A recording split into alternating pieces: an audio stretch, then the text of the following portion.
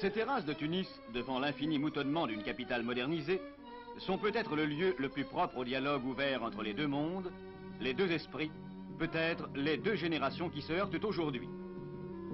Fiévreuse d'une science neuve et hantée par les ferments nés d'une réussite dont elle ne veut voir que l'aboutissement, une jeunesse ardente se refuse à ouvrir les yeux.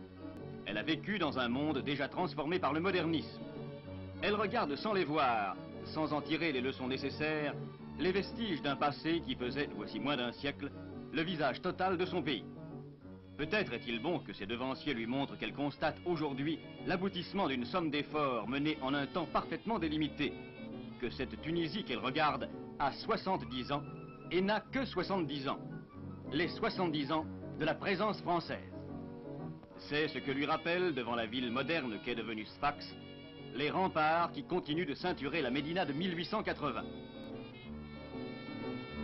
Car Sfax, comme Tunis, comme Sousse, n'était que cela en 1880, une Médina aux ruelles médiévales. Rien n'était survenu depuis le Moyen-Âge. Le monde tunisien, resserré entre les remparts de ces villes, se contentait encore à la fin. Grâce aux phosphates, pour la première fois depuis les siècles romains, la Tunisie exportait vers l'étranger.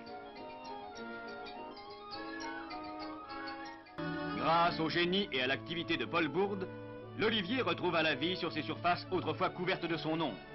Et Sfax put à nouveau régner sur une forêt d'arbres argentés.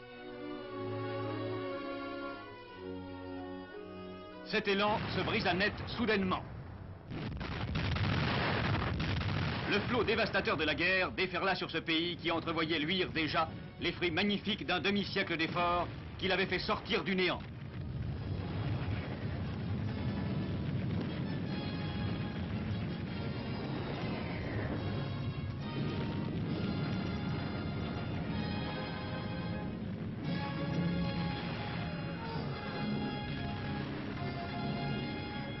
La bataille de Tunisie devait être âpre et dure, mais un jour de 1943, Tunis accueillait avec des cris de joie les troupes françaises qui ramenaient la victoire.